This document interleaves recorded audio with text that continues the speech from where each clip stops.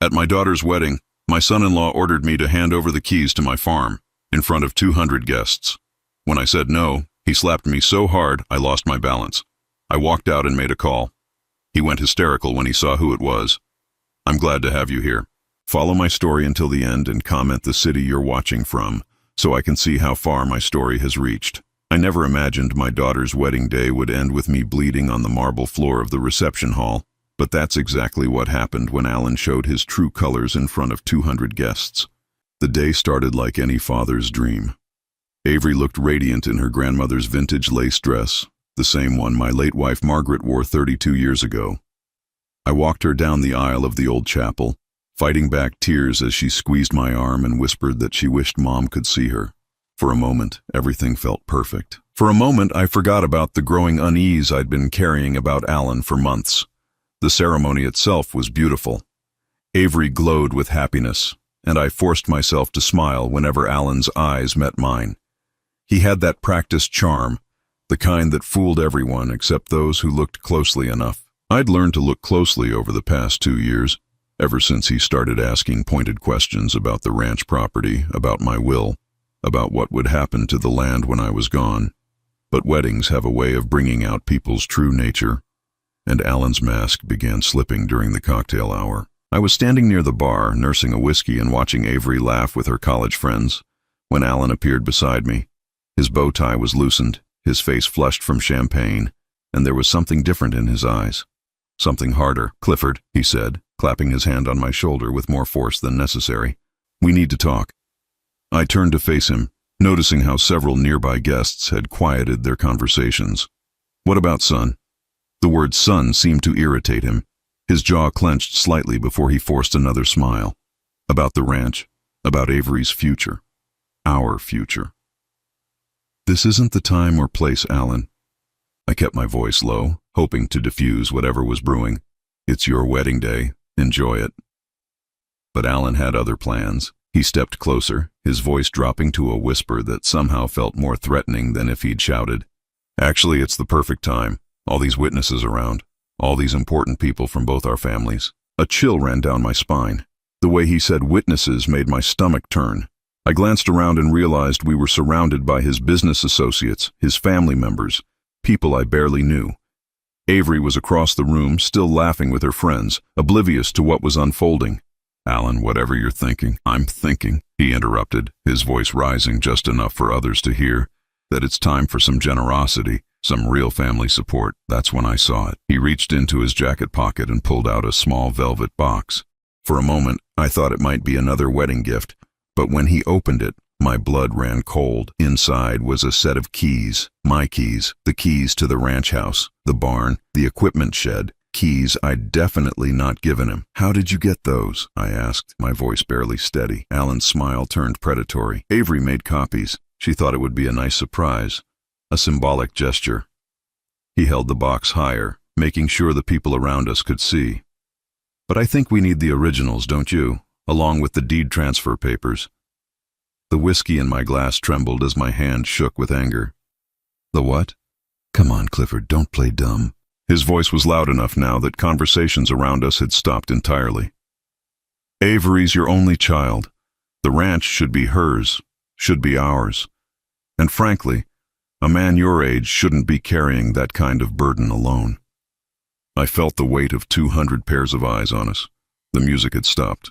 Even the waitstaff had paused in their duties. Alan had orchestrated this perfectly, creating a public moment where any refusal on my part would look selfish, unreasonable. "The ranch isn't going anywhere," I said carefully, "and this isn't a conversation for when? When you're dead?" Alan's mask slipped completely now. "Avery deserves security now. We both do. And that ranch is sitting there, wasted on an old man who can barely manage it anymore." The insult hit like a physical blow. Several guests gasped audibly. I saw Avery's Aunt Martha cover her mouth in shock. In the distance, I could see Avery had finally noticed the commotion and was making her way over, her dress trailing behind her, confusion written across her face. I said, "No, Alan." My voice was steadier than I felt. And I meant it. That's when everything changed. Alan's face twisted with rage, all pretense of civility gone. He stepped closer. his breath hot with champagne and fury. "You stubborn old fool. Do you have any idea who you're messing with?" Before I could respond, before I could step back, before anyone could intervene, Alan's hand cracked across my face with a sound that echoed through the silent reception hall like a gunshot. The slap was hard enough to knock me off balance. My left foot slipped on the polished marble and I went down hard, my hip hitting the floor first, then my shoulder. Pain exploded through my body as I lay there, stunned, the taste of blood filling my mouth where I'd bitten my tongue. For a moment, there was absolute silence. Then the whispers started, rising like a wave. "Did he just hit him? Oh my God, did you see that? Someone call security." I pushed myself up on my elbow, looking around at the circle of horrified faces surrounding me. Alan stood over me, his chest heaving, his fists still clenched. He looked as shocked as everyone else, as if he couldn't believe what he'd just done. That's when I saw Avery. She was standing at the edge of the crowd, her hands pressed to her mouth, tears streaming down her cheeks. But she wasn't moving toward me. She wasn't rushing to help her father who'd just been assaulted at her wedding. She was staring at Alan with something that looked like fear. I realized in that moment that this wasn't the first time she'd seen this side of him. Slowly, painfully, I got to my feet. My hip screamed in protest, and I could feel a bruise forming on my cheekbone, but I stood tall.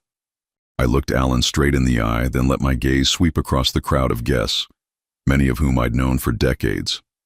"I think," I said quietly, my voice carrying in the stunned silence, "this reception is over." I turned and walked toward the exit, my leg aching with every step. Behind me, I could hear Alan's voice, higher now, desperate. "Clifford, wait. I didn't mean. That was. We can work this out." I didn't turn around. I didn't acknowledge him. I simply walked out of the reception hall, out of the hotel, and into the parking lot where my truck was waiting. Once I was safely inside the cab, I pulled out my phone. My hands were still shaking, but I managed to find the contact I needed. The phone rang once, twice. Then a familiar voice answered. "Clifford, how did the wedding go?" I closed my eyes, feeling the weight of what I was about to unleash. "Robert, I need you to come to Houston tonight. It's time." There was a pause. "Are you sure? Once we do this, there's no going back." I looked back at the hotel, where I could see figures moving behind the lit windows of the reception hall. Somewhere in there, my daughter was probably crying. Somewhere in there, Alan was probably trying to explain away what had just happened. Somewhere in there, the life I'd built for the past 25 years was crumbling. "I'm sure," I said. "It's time everyone knew the truth about the ranch." As I drove away, I caught a glimpse of Alan in my rearview mirror. He was standing in the hotel's entrance, frantically talking on his phone, his face white with panic. He had no idea what was coming for him, but he was about to find out. The drive back to the ranch gave me too much time to think about how we'd gotten to this point. 25 miles of dark highway stretched before me, and with each mile, the memories came flooding back. Not the good ones from Avery's childhood, but the slow, systematic destruction of our relationship that Alan had orchestrated over the past 2 years. It started small, the way these things always do, little comments that seemed innocent enough at first. "Dad seems really tired lately, doesn't he?" Avery would say during our Sunday dinners. "Maybe he's working too hard on the ranch." At first, I thought she was being caring. My 68-year-old body did ache more than it used to, and managing 800 acres of cattle ranch wasn't getting any easier. But then the comments became more frequent, more pointed. "Alan thinks you should consider hiring more help," she mentioned one evening as we sat on the porch watching the sunset. "He's worried about you handling everything alone." Alan, who had never set foot on a working ranch before meeting my daughter. Alan, who wore designer suits to family barbecues and complained about the dust. Alan was worried about me. The real manipulation started about 18 months ago, right after Alan proposed. Suddenly, every conversation with Avery included his opinions, his concerns, his suggestions. He was always the reasonable one, the practical one, the one looking out for everyone's best interests. "Alan says it's not fair that I don't have any legal claim to the ranch," Avery told me one day, her voice carefully neutral. "He says most fathers would have already started the transfer process." I remember the way my coffee tasted bitter that morning, the way my chest tightened with something I couldn't name yet. "Transfer process?" "You know, putting the property in my name, for tax purposes." Alan's looked into it. He says we could save thousands in estate taxes if we plan ahead. Alan again. Always Alan with his research, his plans, his convenient solutions to problems I didn't know I had. The worst part was watching my daughter change. Avery had always been independent, strong-willed like her mother. She'd worked summers on the ranch, knew every fence line and water tank, but gradually, Alan's voice started coming out of her mouth. "Dad, you're being stubborn about this ranch thing," she said during one particularly tense dinner. "Alan just wants to help. He has experience with property management." Property management. As if the Double C Ranch was just another real estate investment. As if the land my grandfather homesteaded in 1923 was just a business asset to be optimized. "What kind of experience?" I asked, though I already knew the answer would disappoint me. "He manages several commercial properties in Houston. He knows about land values, market trends, that sort of thing. Not the kind that involved getting up at 4:30 every morning to check on pregnant cows. Not the kind that meant repairing fence in 100-degree heat or losing sleep during drought years, praying the wells wouldn't run dry." The pressure intensified after they got engaged. Alan started showing up uninvited, usually when Avery wasn't around. He'd walk around the property with his phone out, taking pictures, asking questions about acreage and mineral rights. "Just curious," he'd say with that practiced smile, trying to understand Avery's heritage. But heritage wasn't what he was calculating. I caught him on the phone one afternoon, standing by the barn and talking to someone about land comps and development potential. When he saw me approaching, he ended the call quickly. "Business call," he explained. "You know how it is." I didn't know how it was.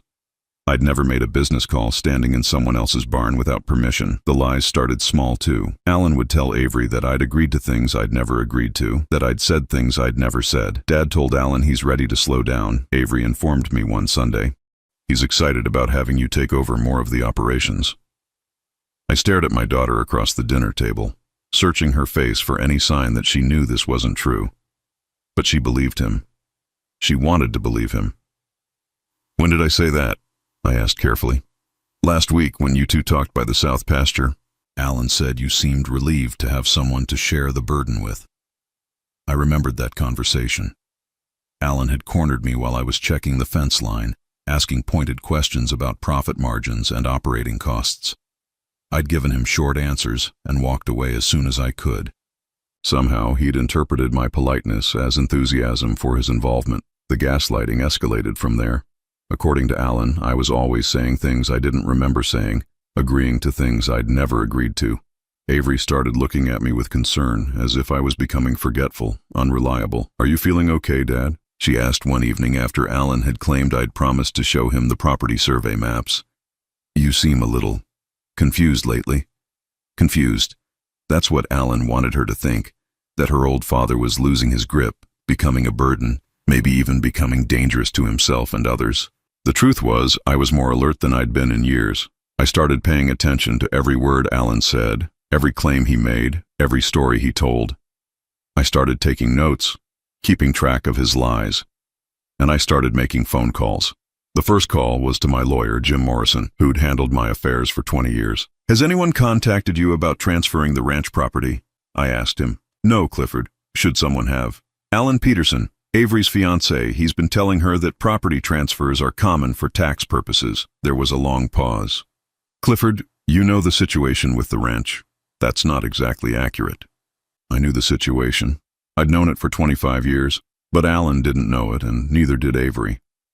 I'd been carrying that secret alone since Margaret died, protecting my daughter from a truth that would have complicated her life unnecessarily. "I think it's time to make some calls, Jim." "Are you sure?" "Once we start this process, I'm sure." The second call was harder. Robert Hawthorne had been my contact for 25 years, checking in quarterly, managing the financial aspects of my position. He was surprised to hear from me outside our normal schedule. "Is everything all right, Clifford?" "I think it's time to reveal the arrangement," I told him. "My daughter's getting married to someone who doesn't understand the situation. That's a big decision." "Are you certain?" I thought about Alan's hands on my daughter, his voice in her ear, his plans for property that wasn't mine to give. "I'm certain." The third call was the most difficult. Dr. Patricia Santos had been our family physician for 15 years. She'd delivered Avery, held Margaret's hand during the cancer treatments, and helped me through the darkest period of my life. Patricia, I need you to do something for me. I need a complete physical and cognitive evaluation. Clifford, you just had your annual physical 3 months ago. Everything was fine. I know, but I need documentation. Official documentation that I'm mentally competent and physically capable. There was a pause. Is someone suggesting otherwise? I explained the situation as carefully as I could. How Alan was painting me as confused, forgetful, unable to manage my responsibilities.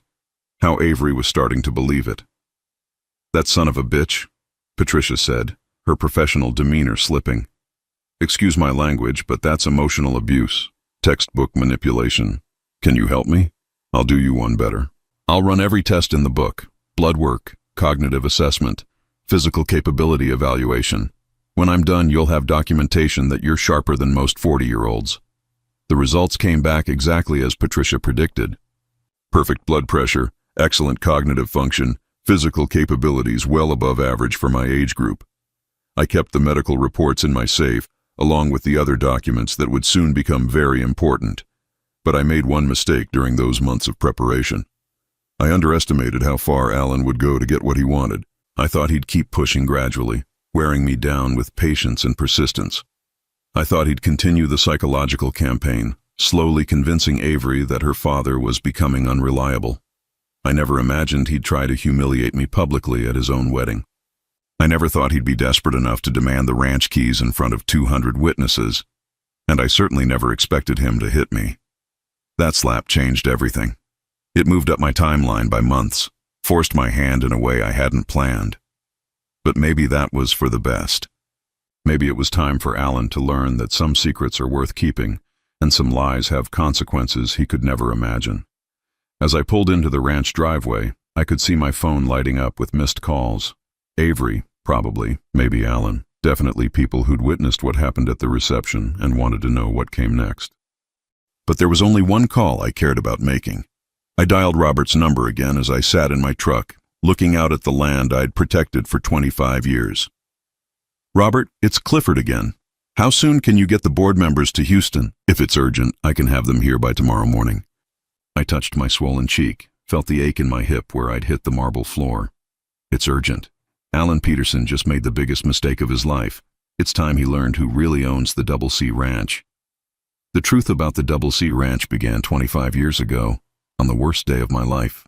Margaret had been fighting cancer for 18 months, and we'd spent our life savings on treatments that ultimately couldn't save her. I was sitting in the hospital billing office, staring at invoices totaling over $300,000, when the ranch foreman found me there. Mr. Clifford, he said, his hat in his hands. I'm real sorry to bother you at a time like this, but we got a problem. The problem was drought, the worst in 50 years. Our cattle were dying, our wells were running dry, and we had no money left to drill new ones. The bank was already circling, talking about foreclosure. Margaret was gone. Avery was only 7 years old, and I was about to lose everything my family had built since 1923. That's when Robert Hawthorne knocked on my door. I'll never forget that evening. I was sitting on the porch watching the sun set over land that might not be mine much longer when a black sedan pulled up the drive. A man in an expensive suit got out, carrying a leather briefcase and wearing the kind of confident expression that comes with serious money. Mr. Wellington, I'm Robert Hawthorne, representing the Meridian Investment Consortium. I understand you might be interested in a business arrangement. I was too exhausted to be polite. If you're here to make a lowball offer on my ranch, you can save us both some time. Actually, he said, settling into the porch chair beside me without invitation, I'm here to offer you something quite different. A chance to keep your ranch and solve your financial problems. Permanently. He opened his briefcase and pulled out a thick contract. Meridian specializes in agricultural preservation. We buy ranches and farms from families in crisis, then lease them back to the original owners for management. You keep your home, your livelihood, your legacy. We handle the finances. I was skeptical. What's the catch? No catch. You become our ranch manager. We pay you a generous salary, cover all operating expenses, and handle improvements and expansions. From the outside, nothing changes. You're still Clifford Wellington running the Wellington Ranch. But legally, the property belongs to Meridian. For how long? Indefinitely. As long as you want the arrangement to continue. When you're ready to retire, we'll work out a transition plan. If you want to buy the property back someday, we'll negotiate fair terms based on current market value. I stared at the contract, my mind racing. Why would you do this? What do you get out of it? Robert smiled. Meridian isn't just any investment group, Mr. Wellington.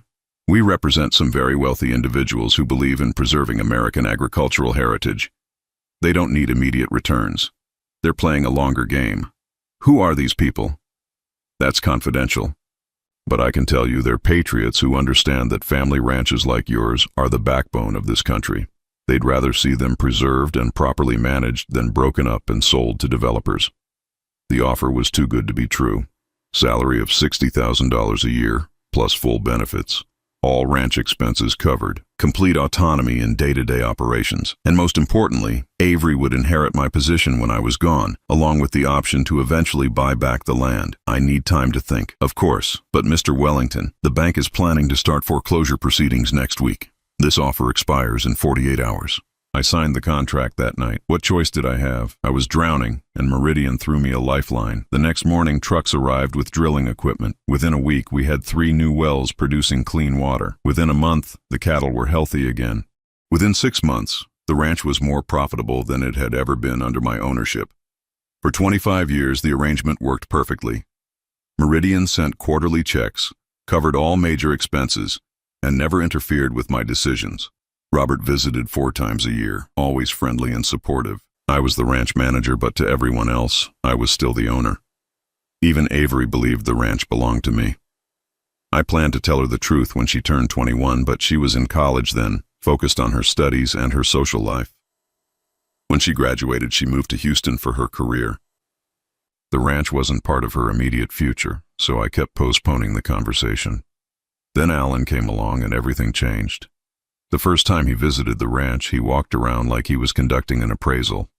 He asked pointed questions about acreage, mineral rights, and land values. He wanted to see property records, tax assessments, and profit statements. Just trying to understand Avery's inheritance, he explained when I caught him photographing the barns and equipment. But his questions were too specific, too calculated. He wasn't just curious about Avery's future. He was planning something. I called Robert that week. We might have a problem. What kind of problem? Avery's boyfriend is asking a lot of questions about the property. He's pushing for information I can't give him without revealing the arrangement. How serious is the relationship?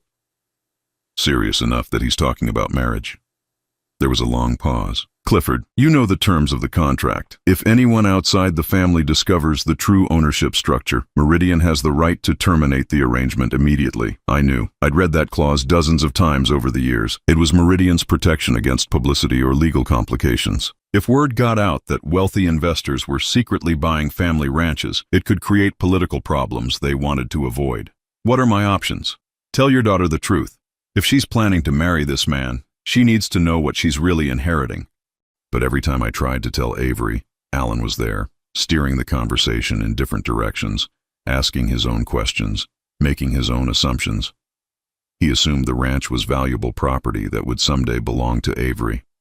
He assumed I was a wealthy landowner who could afford to be generous with wedding gifts and financial support. He had no idea that I was essentially a well-paid employee managing someone else's investment. The pressure intensified after they got engaged. Alan started making comments about improvements he wanted to make, changes he envisioned for the property. He talked about subdividing pastures, developing recreational facilities, maybe even selling off parcels for residential development. This place has incredible potential, he told me one afternoon, standing on the hilltop, overlooking the main house. With the right marketing, we could turn this into a destination ranch, wedding venue, corporate retreats, that sort of thing. My blood ran cold. The Meridian contract specifically prohibited any commercial development without board approval. Alan was planning to turn a working cattle ranch into a tourist attraction. That's not really my vision for the place, I told him carefully. Well, it won't be your decision much longer, will it? He smiled, but there was steel in his voice. Once Avery and I are married, we'll be the ones making those choices. That's when I realized Alan wasn't just planning to inherit the ranch. He was planning to take it over while I was still alive. He was maneuvering to push me aside, convince Avery that I was too old and stubborn to manage the property effectively. I started documenting everything, every conversation, every demand, every lie he told Avery about what I'd supposedly agreed to. I also started preparing for the inevitable confrontation. The medical evaluation was just the beginning. I also had my lawyer prepare a complete dossier on Alan Peterson. His credit history, his business dealings, his previous relationships. What we found wasn't pretty. Alan had a pattern of targeting women with assets. His first marriage had ended when his wife discovered he'd been secretly borrowing against her inherited property. His business partnerships consistently failed, leaving his partners holding the debt while Alan moved on to new opportunities. But the most damaging information came from his current employer. Alan was facing an internal investigation for questionable expense reports and unauthorized use of company resources. He was likely to be fired within the next 6 months. He was desperate, and desperate men do dangerous things. I should have told Avery everything before the wedding. I should have sat her down and explained the whole situation, from the Meridian contract to Alan's financial problems. But I kept hoping she'd see through his manipulation on her own. I kept believing that my smart, independent daughter would recognize what was happening. Instead, Alan escalated to public humiliation and physical violence.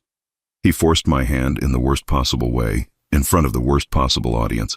Now, sitting in my truck in the ranch driveway, I knew there was no going back. Tomorrow morning, Robert would arrive with the Meridian board members. Alan would learn that he'd just assaulted the manager of a ranch owned by some very powerful people who didn't appreciate threats to their investments or attacks on their employees. My phone rang, interrupting my thoughts. Alan's name flashed on the screen. I let it go to voicemail, then listened to his message. Clifford, look, I know things got out of hand tonight. I was stressed, maybe had too much champagne. But we're family now, and family works things out.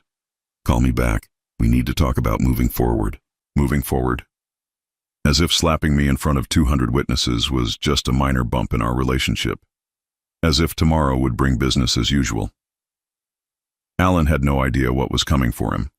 But in about 12 hours, he was going to get an education in the difference between seeming to own something and actually owning it. And more importantly, he was going to learn that some people have friends in very high places. I was up before dawn as usual. But this morning felt different. Every sound seemed amplified.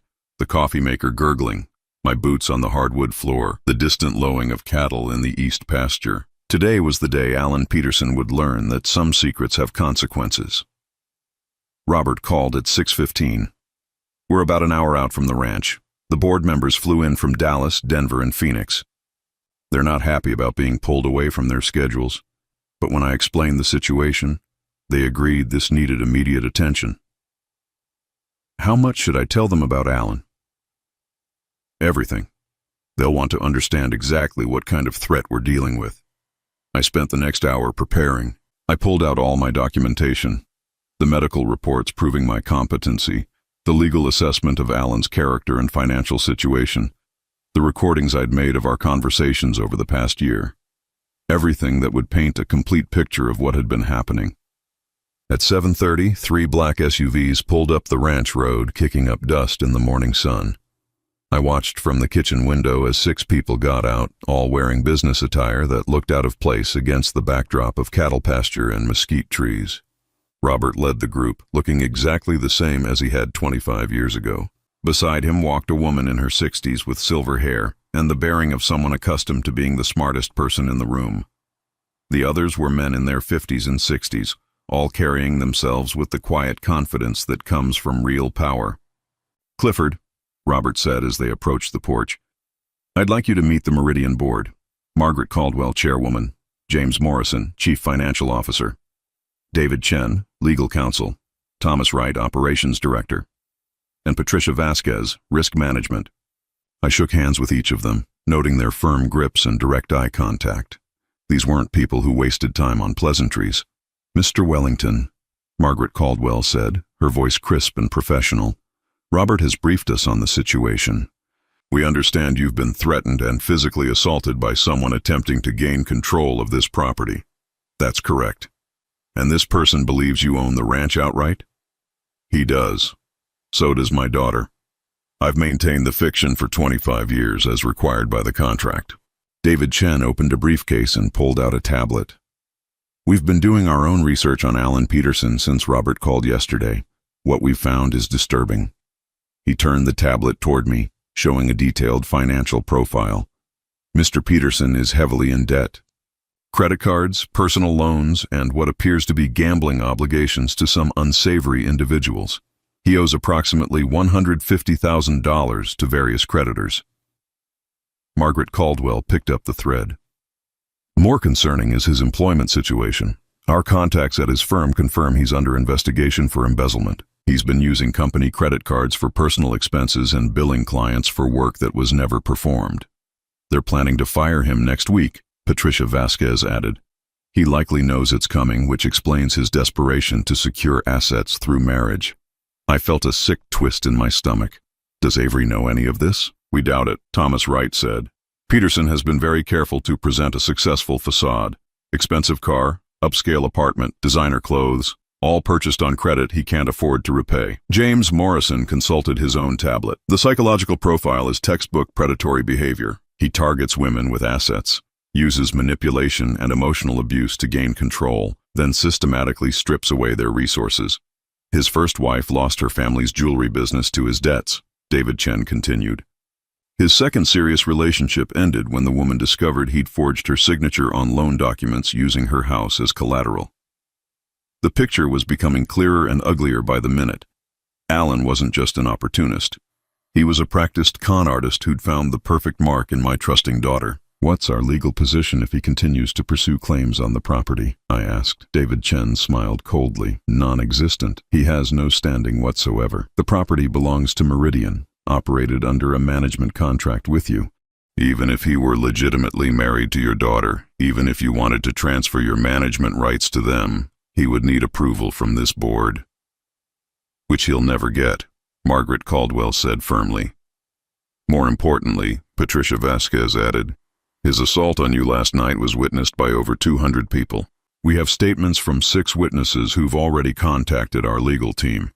Mr. Peterson committed felony assault against a Meridian employee in the course of his duties. I blinked. Felony assault? Assault against a person over 65 is automatically elevated to a felony in Texas, David Chen explained. And since you were acting as our representative, it's also assault against a corporate officer. Mr. Peterson is looking at serious prison time. My phone rang, interrupting the conversation. Alan's name flashed on the screen. Margaret Caldwell gestured for me to answer it, while David Chen activated a recording app on his tablet. Alan. Clifford, thank God. Look, I've been thinking about last night, and I realize I owe you a huge apology. I was way out of line. The stress of the wedding, the champagne. You know how it is. Do I? Come on, don't be like that. We're family now. Family forgives and moves on. I'm thinking we should meet this morning, work out the details of the property transfer, get this ranch situation settled so there's no more confusion.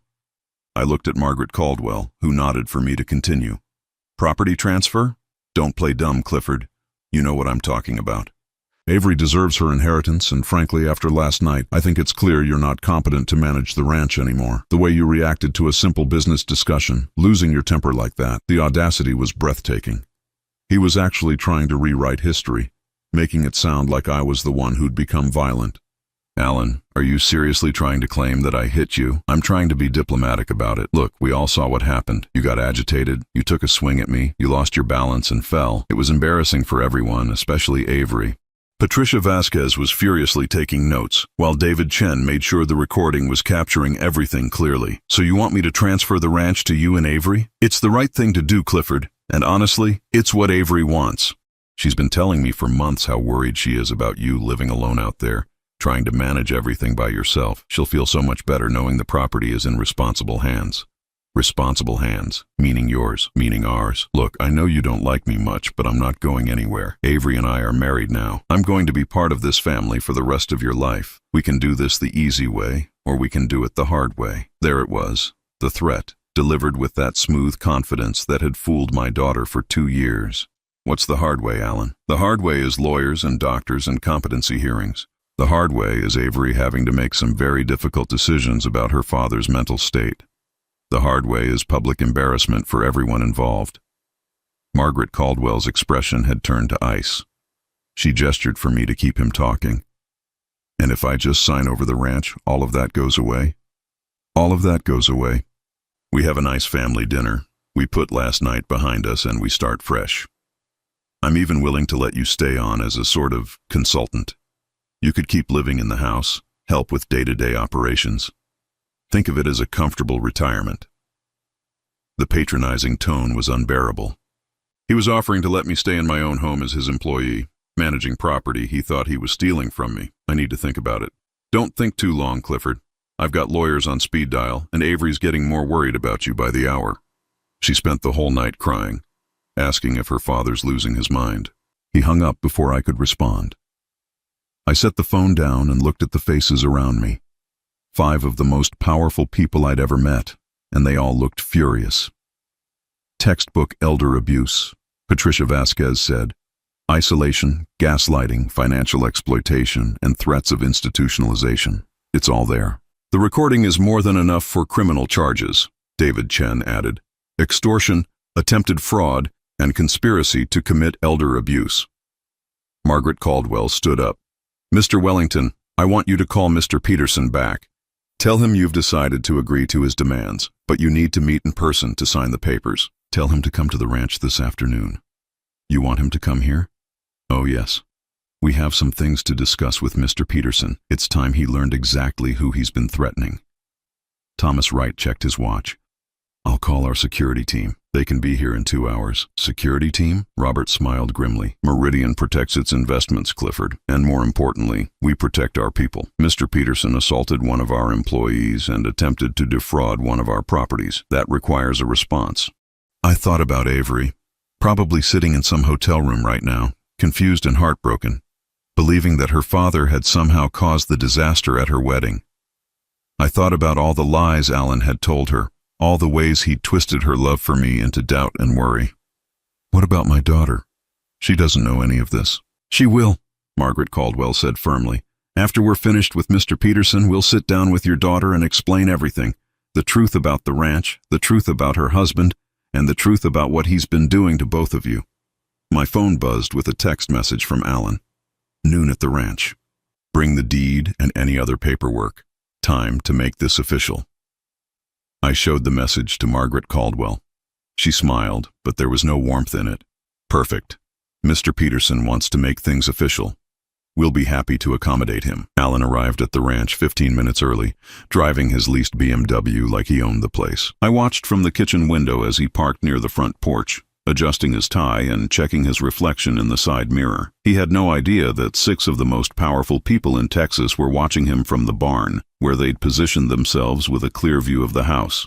The Meridian security team had arrived an hour earlier, 3 former federal agents, who now handled sensitive situations for the consortium. They were stationed around the property, invisible but ready. Margaret Caldwell had been very clear about their instructions. Observe, record, and intervene only if Alan became violent. Remember, she'd told me before taking her position in the barn, let him talk, let him make his demands, give him enough rope to hang himself legally. I opened the front door before Alan could knock. He strode in with that familiar swagger, carrying a leather briefcase and wearing an expression of barely contained triumph. Clifford, he said, not bothering to shake hands. I'm glad you came to your senses.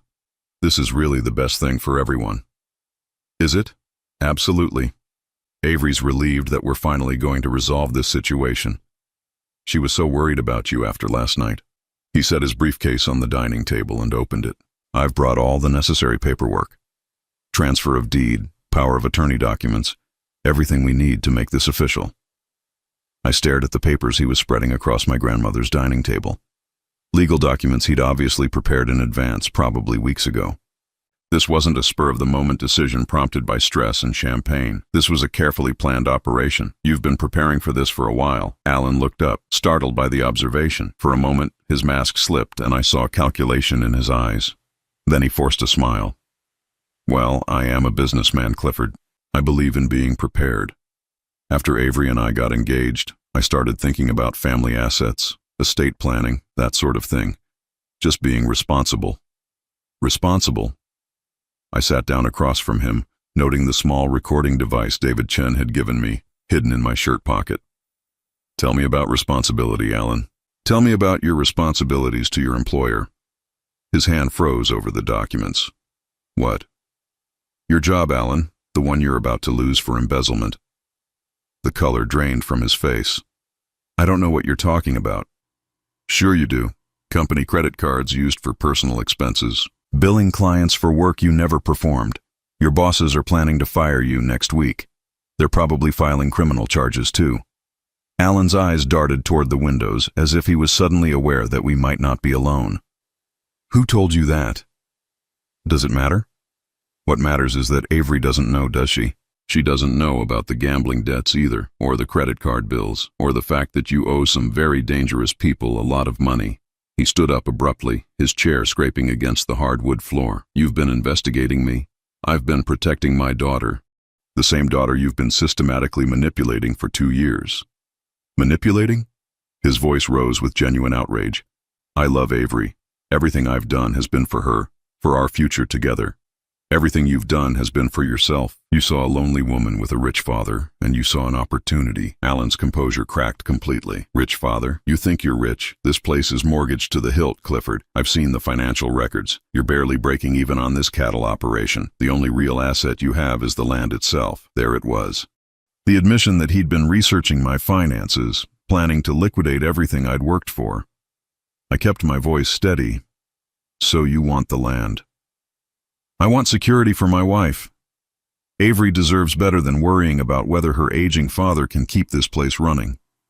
He leaned forward, his tone becoming patronizing again. Look, I know you're proud. I know this ranch means a lot to you, but be realistic.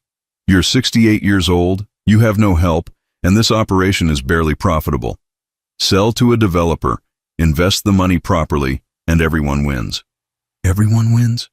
You get financial security for your retirement. Avery gets her inheritance while she's young enough to enjoy it, and I get to take care of both of you the way family should. The way family should, coming from a man who just admitted he wanted to sell my grandfather's ranch to developers. What kind of developer are you thinking about? Alan's eyes lit up with excitement. He pulled out his phone and started swiping through photos. I've already had some preliminary conversations. There's a group out of Dallas that specializes in luxury residential communities. They're very interested in this location. He turned the phone toward me, showing architectural renderings of a gated community called Ranch View Estates. 200 houses, a golf course, and a shopping center, all built on what used to be the Double C Ranch. They're offering $4.8 million for the full 800 acres, Alan continued. Can you imagine, Clifford? $4.8 million. You'd never have to worry about money again. I studied the renderings, feeling sick. You've already negotiated a price? Preliminary discussions only. I told them I needed to talk to the family first, but yes, they're very motivated. They want to break ground next spring. And you get a commission on this sale? Alan hesitated just a moment too long. Well, there would be a finder's fee. Standard in these kinds of transactions. How much? 2%, $200,000. He said it quickly, as if the amount didn't matter. But that's not why I'm doing this, Clifford. This is about family. $200,000. More than enough to pay off his gambling debts and credit cards, with plenty left over for a fresh start somewhere else. Probably without Avery, once he'd served his purpose. What does Avery think about turning her childhood home into a subdivision? Avery wants what's best for you. She trusts me to handle the business side of things, because you've convinced her that I'm incompetent. Alan's mask slipped again, revealing a flash of irritation. Because you are acting incompetent. This ranch is a losing proposition, and you're too stubborn to admit it. How long do you think you can keep this up? Another 5 years? 10? What happens when you have a heart attack out here alone? What happens when you fall off a horse and break your hip? He was working himself into righteous anger now, believing his own justifications. Avery will inherit this place anyway when you die. All I'm doing is making sure she gets something valuable instead of a pile of debt and broken down buildings. Very thoughtful of you. It is thoughtful, and it's realistic. But you can't see past your own pride to do what's right for your daughter. That's when I heard the sound of car doors slamming outside. Alan heard it too and moved to the window. Who's that? He asked, his voice suddenly tense. I joined him at the window. Margaret Caldwell was walking toward the house, flanked by David Chen and Thomas Wright. Behind them came Robert and the other board members. All 6 of them wore expressions that could have frozen water. Those are the people who actually own this ranch, I said quietly.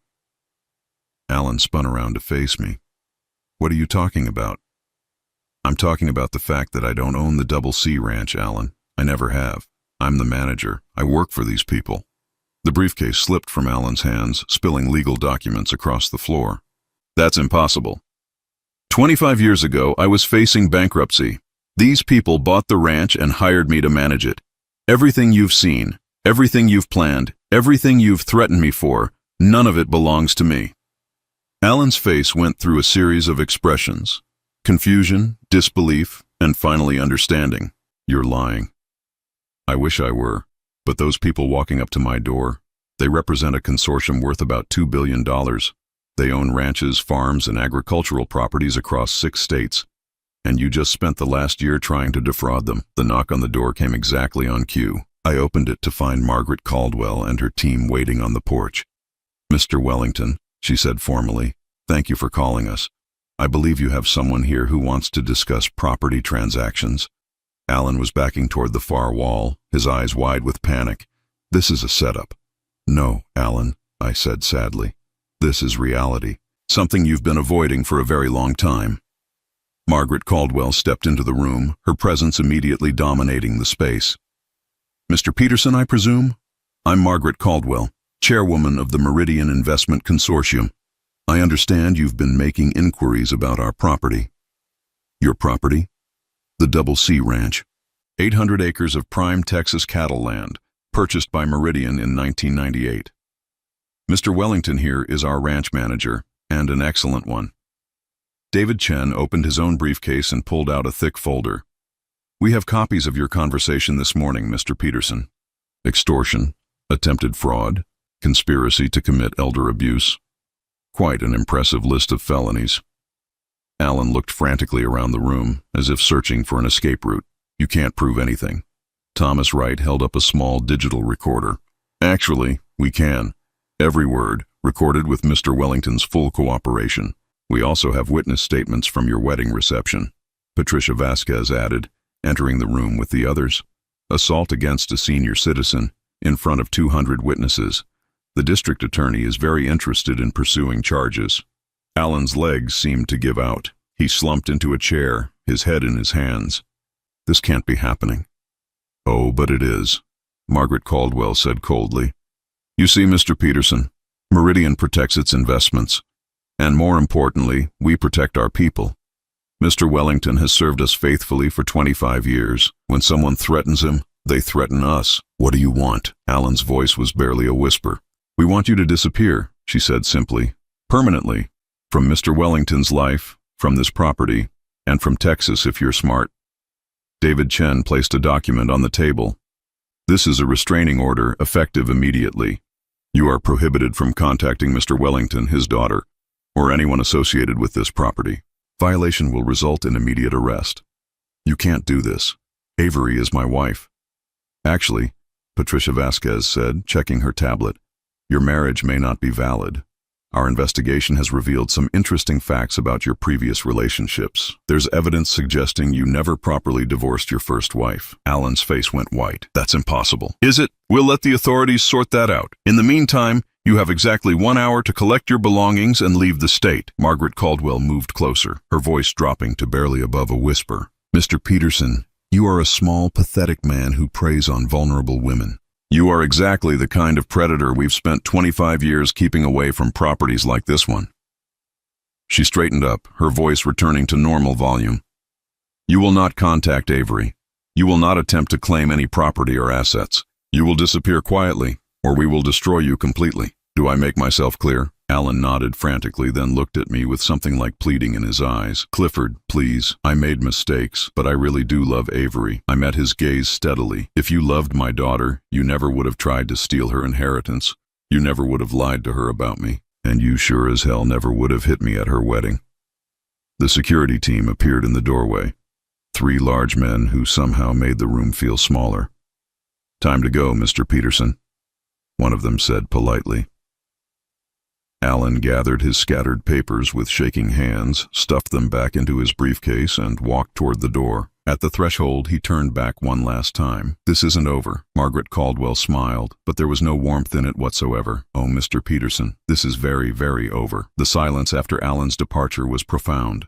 I stood on my porch watching the dust settle from his BMW as it disappeared down the ranch road, knowing I'd never see him again. The Meridian board members were gathered in my living room, quietly packing up their documents and preparing for what would be the most difficult conversation of my life. Mr. Wellington, Margaret Caldwell said gently, we need to discuss your daughter. Avery, sweet, trusting Avery, who was probably sitting in some hotel room right now, wondering why her wedding had ended in disaster and why her new husband had suddenly vanished.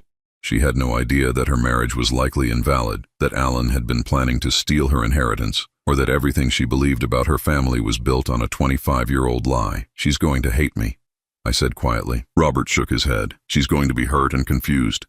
But she's also going to be relieved once she understands what Alan was really planning. David Chen looked up from his tablet. We've located her. She's at the Four Seasons downtown. Our investigators spoke with the hotel staff. She's been in her room since last night, refusing all calls except from Alan, who stopped calling about an hour ago, Patricia Vasquez added meaningfully. Margaret Caldwell made a decision. We'll go to her together, all of us. She needs to hear the truth from you, but she also needs to understand the larger picture. An hour later, we were sitting in the hotel's private conference room. Avery arrived looking exhausted and confused, still wearing yesterday's wedding dress, her eyes red from crying. When she saw me with 6 strangers in business suits, her confusion deepened. Dad, what's going on? Where's Alan? He was supposed to meet me here hours ago, but he's not answering his phone. I guided her to a chair, my heart breaking at the trust still visible in her eyes. Honey, we need to talk. There are some things you need to know. Is this about last night? About what happened at the reception? She looked around the room nervously. Dad, I know Alan shouldn't have. I know he lost his temper. But you were being so difficult about the ranch, and he's been under a lot of pressure. Avery. My voice was firmer than I intended. Alan hit me. He assaulted me in front of 200 people because I wouldn't give him something that was never mine to give. Never yours to give? Dad, what are you talking about? Margaret Caldwell leaned forward. Ms. Peterson. Wellington. Avery corrected automatically. I kept my name. Ms. Wellington, I'm Margaret Caldwell. I represent the Meridian Investment Consortium. We own the Double C Ranch. The words hung in the air like a physical presence. Avery blinked several times, as if she hadn't heard correctly. You own. But that's impossible. The ranch has been in our family for generations. It was in your family, Robert explained gently, until 25 years ago, when your father was facing bankruptcy after your mother's medical bills. Meridian purchased the property and hired your father as ranch manager. I watched my daughter's face as the implications hit her. Ranch manager? I'm an employee, honey. A well-paid, well-treated employee, but an employee nonetheless. I've never owned the land. I never had the right to transfer it to you or anyone else. Avery's breathing became shallow. But you always talked about it being my inheritance. You always said the ranch would be mine someday. And it could be, Margaret Caldwell said. Meridian has always been willing to sell the property back to the Wellington family, if and when they were in a position to purchase it. How much would that cost? David Chen consulted his tablet. Current market value is approximately $4.2 million. The number hit Avery like a physical blow. She slumped back in her chair, staring at nothing. 4.2 million, Alan said. Alan thought he was marrying into wealth, Thomas Wright said bluntly. He spent 2 years planning to steal what he believed was your inheritance. Patricia Vasquez opened her briefcase and pulled out a thick folder. Ms. Wellington, we need you to understand exactly who you married. Alan Peterson is a con artist with a pattern of targeting women with assets. For the next 30 minutes, they laid out everything. Alan's debts, his employment problems, his history of financial fraud. They showed her the recordings of his phone calls, the evidence of his manipulation, the proof that he'd been planning to sell the ranch to developers. But the worst revelation came last. There's also evidence suggesting that your marriage may not be legally valid, David Chen said carefully. Alan appears to have never properly divorced his first wife. Avery made a sound like a wounded animal. He's married to someone else? Was married. The first wife has been missing for 3 years. There's an ongoing investigation. My daughter doubled over as if she'd been punched in the stomach. I reached for her, but she pulled away. Don't, she whispered. Just don't. We sat in silence for several minutes. I could hear traffic outside, the distant sound of the city continuing its daily business while my daughter's world fell apart in a hotel conference room. Finally, she looked up at me with eyes full of pain. Did you know? About Alan, I mean. Did you know what he was doing? I suspected. I tried to investigate, but I couldn't prove anything until recently. Why didn't you tell me? It was the question I'd been dreading. Because I hoped you'd see through him on your own. Because I didn't want to be the father who destroyed his daughter's happiness based on suspicions. And because you were afraid I wouldn't believe you, she said quietly. I nodded. He was very good at making me look like the problem, making you doubt my judgment, my competency. Avery was quiet for a long time, processing everything she'd learned. When she finally spoke, her voice was steady but distant. I need time. I need to think about all of this. Margaret Caldwell stood up. Of course, take all the time you need. Mr. Wellington's position at the ranch is secure for as long as he wants it. And if you ever decide you want to discuss purchasing the property, we're always willing to negotiate with the Wellington family. After they left, Avery and I sat alone in the conference room. The silence stretched between us, filled with 25 years of secrets and 2 years of manipulation. I feel so stupid, she finally said. You're not stupid.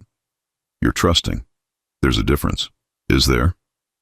I let a stranger convince me that my own father was losing his mind. I believed Alan when he said you were becoming forgetful, unstable. I actually started researching nursing homes, Dad. I was planning to have you declared incompetent. The confession hit me harder than Alan's slap had. Honey, no, let me finish. I let him poison my relationship with you. I let him make me doubt everything I knew about the man who raised me, who worked himself to the bone to give me a good life after Mom died. Tears were streaming down her face now. And for what? For a man who saw me as nothing but a path to money he could steal. I reached for her hand, and this time she didn't pull away. Alan was a professional. He knew exactly how to manipulate both of us. But I should have known better. I should have trusted you. We sat holding hands while she cried, both of us grieving for different things. She was mourning the loss of her marriage, her trust, her sense of judgment. I was mourning the relationship we'd lost to Alan's lies, and the innocence she'd never get back. 3 months later, Avery moved back to the ranch. Not permanently, but for an extended stay while she sorted out the legal mess of her invalid marriage and rebuilt her life. The annulment was surprisingly simple once Alan's bigamy was confirmed. He never contested anything, probably because he was too busy staying ahead of both creditors and law enforcement. We never heard from him again. The last report from Meridian's investigators placed him in Mexico, apparently trying to start fresh with a new identity. I hoped he'd learned something from his experience, but I doubted it. Men like Alan Peterson rarely change. The ranch felt different with Avery there. She threw herself into the work with the intensity of someone trying to outrun her thoughts. She learned to mend fences, helped with cattle vaccinations, and took over the bookkeeping with an efficiency that impressed even Margaret Caldwell during her quarterly visits. Your daughter has excellent business instincts, Margaret told me one afternoon as we watched Avery negotiate with a cattle buyer. If she ever wants to make an offer on the property, I think the board would be very receptive. But money wasn't the issue anymore. Avery's trust fund from her mother's life insurance combined with her own savings and earning potential would be enough for a down payment. The real question was whether she wanted to tie herself to this place, to this life, after everything that had happened. The answer came on a quiet Sunday evening in December. We were sitting on the porch, watching the sunset paint the sky in shades of orange and pink when she finally brought it up. I want to buy the ranch, she said simply. Are you sure? You don't have to feel obligated. I'm not doing it out of obligation. I'm doing it because this is home, because this is where Mom and I picked wildflowers every spring, because this is where you taught me to ride, because this is where I learned what real love looks like. She paused, then continued more quietly. Alan made me forget who I was, where I came from. He made me ashamed of this place, embarrassed by our simple life. But there's nothing simple about what you've built here, Dad. There's nothing embarrassing about honest work and taking care of the land. 6 months later, the transfer was complete. Avery Wellington became the official owner of the Double C Ranch, with a mortgage she could comfortably afford, and a father who stayed on as ranch manager, though now he answered to her instead of Meridian. Margaret Caldwell attended the closing ceremony, bringing champagne and an unexpected gift. 25 years ago, Meridian bought this ranch to preserve it, she said, raising her glass. Today, we're selling it back to the family that loves it most. It's exactly the outcome we hoped for when we first met your father. As I watched Avery sign the papers that made her a landowner, I felt a peace I hadn't experienced since Margaret died. My daughter was home, she was safe, and she was in control of her own destiny. Alan Peterson was a bad memory that was fading more each day. That evening, as we walked the fence line together, checking for damage from the recent storms, Avery asked the question I'd been expecting. Do you ever regret it? Keeping the truth about Meridian from me for so long? I considered the question carefully. I regret that it made you vulnerable to Alan's manipulation. I regret that it complicated your relationship with the ranch, but I don't regret protecting you from financial worries when you were young. And I don't regret working with people who cared more about preserving this land than making a quick profit. She nodded, then surprised me with her next comment. I've been thinking about Mom lately, about what she would say about all this. What do you think she'd say? Avery smiled, the first genuinely happy expression I'd seen from her in months. I think she'd say that families protect each other no matter what, and that home isn't about who owns the deed. It's about who belongs here. As we walked back toward the house, I realized that Alan Peterson had given us an unexpected gift. By trying to destroy our family, he'd forced us to rebuild it on a foundation of truth instead of secrets. We were stronger now, more honest with each other, more appreciative of what we had. The ranch lights were warm and welcoming as we approached the house. Somewhere in the distance, cattle were settling in for the night. The land stretched out around us, familiar and comforting, ours again in the way that mattered most. I was finally free from the weight of secrets, and my daughter was finally free from the influence of a man who'd never deserved her trust. It wasn't the ending either of us had planned, but it was the ending we needed. Sometimes the best revenge is simply outlasting those who try to destroy you. Sometimes the greatest victory is finding peace with the truth, no matter how complicated that truth might be. Now I'm curious about you who listened to my story. What would you do if you were in my place? Have you ever been through something similar? Comment below, and meanwhile, I'm leaving on the final screen 2 other stories that are channel favorites, and they will definitely surprise you. Thank you for watching until here.